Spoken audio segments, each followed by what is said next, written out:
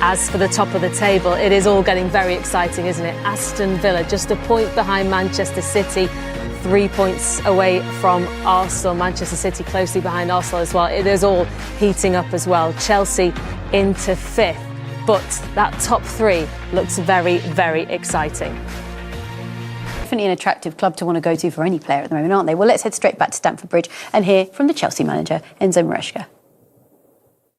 Frustrating because I think for more than 1 hour we dominate the game.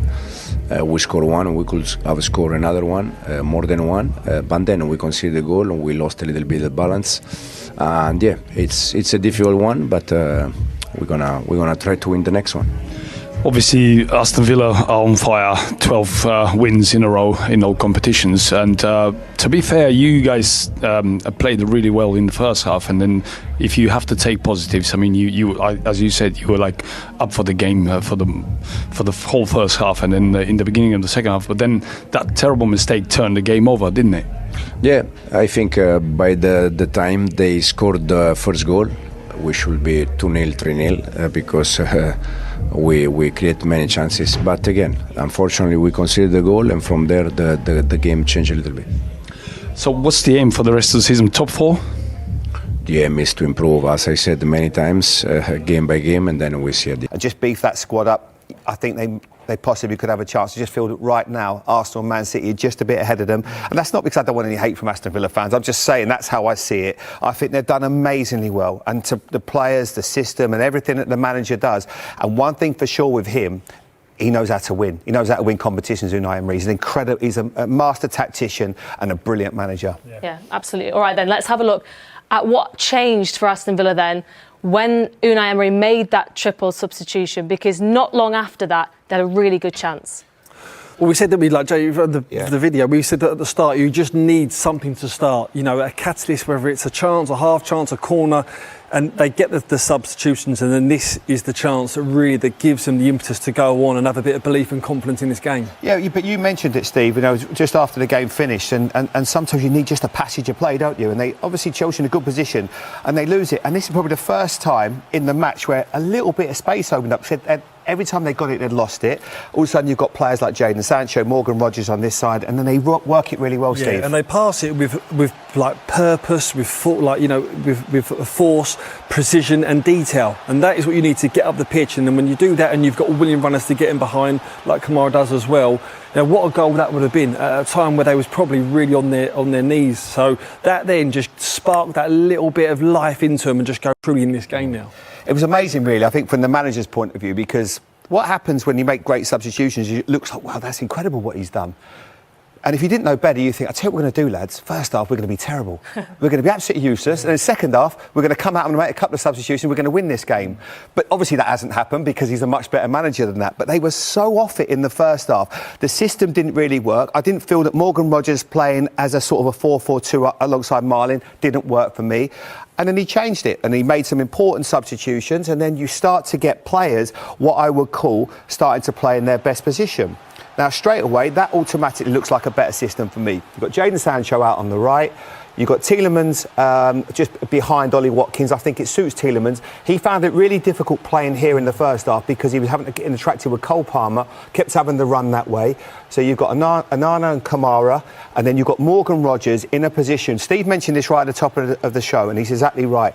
Off that left-hand side where he can just drift into these areas here, into these pockets. Obviously, what happens is Badiashile gives away the ball really cheaply. But then once that happens, it just shows what Aston Villa do really, really well. Straight away, you've got a nice shape there. Now, Onana's got that one. He knows that pass is going to get played into me. Now, the key is this and this. You've got two players, once that ball changes hands, they need to narrow up really quickly. Does Chalobah get across quickly enough? No. Reece James is thinking from a forward perspective, if that ball gets played out to me, I can then get up the line, we can get Neto in the game, we've got a chance of scoring. But because, as Steve mentioned before, they've got their tails up. Now the ball gets played, he wins it. Right, now, can we get this into our best player? Absolutely. I will just take that back because I love what he does there. It's so important. Just watch how he checks his shoulder. He knows now. Just checks to the right, have I got time? Yes, absolutely. Morgan Rogers, Ollie Watkins does really well because he's got his body shape there. He's got his back to him really at the moment. But then what he does is open his body shape up. Now that he will want that ball, if possible, just played into this space. And watch how quickly Ollie Watkins changes his foot pattern. Chalobah doesn't narrow up. Well, he gets to him, but obviously Ollie Watkins does so well. Now that pace of pass has to be fast. He gets it into him on the half term. Yes, element of luck, but that was how the game changed, and that little bit of play was so key, Steve, wasn't it? It's just how Villa really set up. They go with that sort of box midfield where they just sort of seem more and more compact, and then the presence of just Onana, there. Yeah. And then this is the area. We spoke about this area at the top of the show, like you said. And when he gets in this position, Rodgers, he can cause damage. And like you said there, Ollie Watkins, as soon as Rodgers secures the pass, secures the ball, Rodgers knows that he can then get on his bike. And look, like the first touch did get away from him, but the left arm to get out, because Trev's a real strong boy as well. And look, that's the luck that he needs sometimes. But like I say, he's not been hitting the standards and the form that he set in previous seasons, but he carries on doing the exact same runs. Doesn't go from what's given him success in previous games. And the pass, I think, from Morgan Rodgers looks a relatively simple one, but it's not. It has to be perfect. It has to be fast. It has to be at the right pace.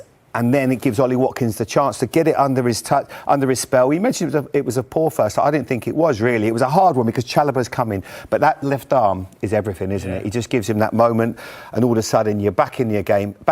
And there was only really going to be one winner from their team, because Chelsea had completely gone, and Aston Villa, because of that confidence, were in the ascendancy.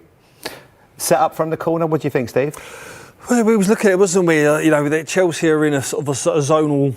A few players on the zonal, which we see a lot now from different players. Let's highlight them. So is it Chalobah's at the front post? I think he's probably too far forward there. I think he could do with being a few yards back. You've got Badiashile, and then you've got Delap.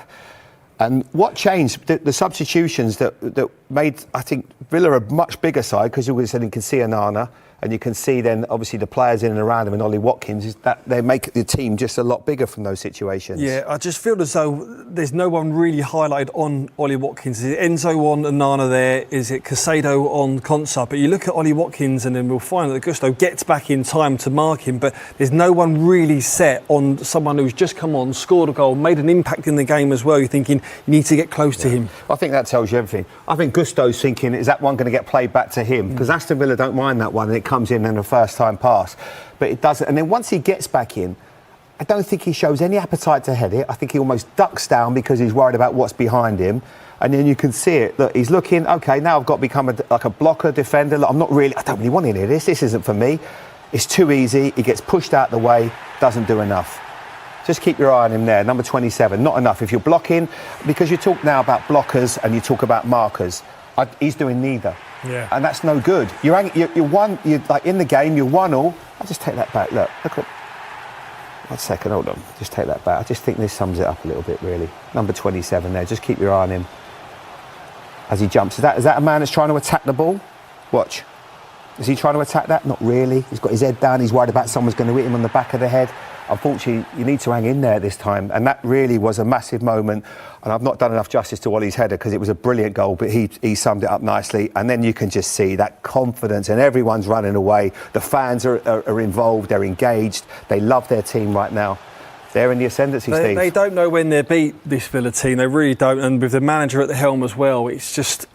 what have they picked up more points from losing positions and dropped least points from winning positions. So that tells you straight away in games, and Ollie said it there, it's not the most prettiest of times, because they sit back and they do suck up, a lot of possession. But when they get their noses in front, they know how to keep in front. And then when they're behind, they know how to get to chase and get a goal, because that's what they do. They're just relentless. They'll keep on going to the end. And when it gets to 85 minutes, 87 minutes, they'll go and take the ball to the corner flag. They'll sort of game management, they'll waste time just to get the win over the line. And like I say, another few results, these are well in the mix. Yeah. And I think as management as well, I think it helps. Because he changed it, but realising I've got it maybe wrong in the first half. I don't know what he's going to say and whether he'll get asked a question, but I felt first half it didn't work. It wasn't working. So then you have to change it. You look at the system. Ollie said they went man for man. Yes, they did. But it wasn't even so much that. It's just they started to play a little bit. Yeah. And you've got players in their right positions. That's football. If you play too many players in the wrong position, you're not going to get success.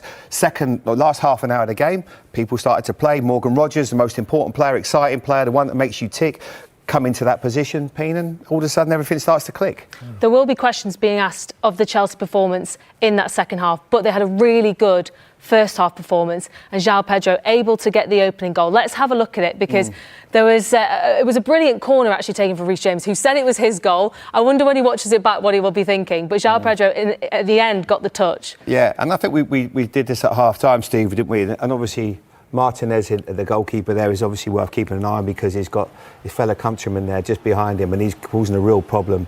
Fernandes, he doesn't know whether to just leave him alone. He ends up having a fight with him. The goal scorer is just there, João Pedro. Good delivery that comes in, Steve, and they just get themselves in a bit of a mess. They highlight their keeper. Look, you see Chalobah first of all, he comes in, then Enzo obviously has a little go, then Pedro. So he's never set Martinez at all. And you know, Reece James has done this corner so many times where they just float the ball in. They want to cause carnage. Look how many bodies there are in and around that 6-yard box. Look how many players there are around Martinez there. He can never get set. He can never predict where it's going to go, because so many bodies, it could ricochet. And look, it comes off the shin of or the outside leg of João Pedro. But look, he's still fighting. The balls as it's coming down here. Look, he hasn't even got his arms up. He's not set. He doesn't know where he is. He's flustered by what's going on around him. Like you say, he's just fighting everyone at the moment. And then before you know it, we get the little bit where it comes off and just claims comes the goal. Off his back of his calf, just there. Yeah. The slightest deflection, he'll take that. He needed a goal. And then, as we both said, I think, Steve, they were so much better first half, Chelsea. They were so comfortable. You couldn't really see Aston Villa getting back into this game, but the only reason why you did is because you know how much confidence they've got, and they are an elite team at coming back from these positions. How will Chelsea be feeling after this performance, though? Because we spoke before about sort of inconsistency, I suppose, in results. People are expecting more from this Chelsea team. When you see them performing like they did in the first half, to then how they performed in the second half, how disappointed will they be? Yeah, I think it doesn't help in terms of, like, there's been lots of games and I've seen that the inconsistency of the first half against Newcastle. If you flip it, you think, well, they were so poor first half, second half they were excellent, and they come into a game now and it just feels like they were so in control. And then second half, those 3 substitutions, yes, masterclass from the manager of Aston Villa, but from Chelsea's point of view, you can't all of a sudden just capitulate like you did. I don't remember them creating another real chance, a real opportunity. Esteval had a couple of little moments, but not enough. And that isn't ever really going to get you in a position where you're going to be winning, you know, or competing for titles. And of late, things have just gone the other way, and it's not. There's no real confidence or belief in the team. Yeah, you feel as though there's a real lack of know-how in games. Like earlier in the season, where they performed so well against Barcelona in the Champions League and Arsenal, then they go to Leeds and try and play the same way. You know, you're away at Leeds, you can't do that. You know, and it's the same again today.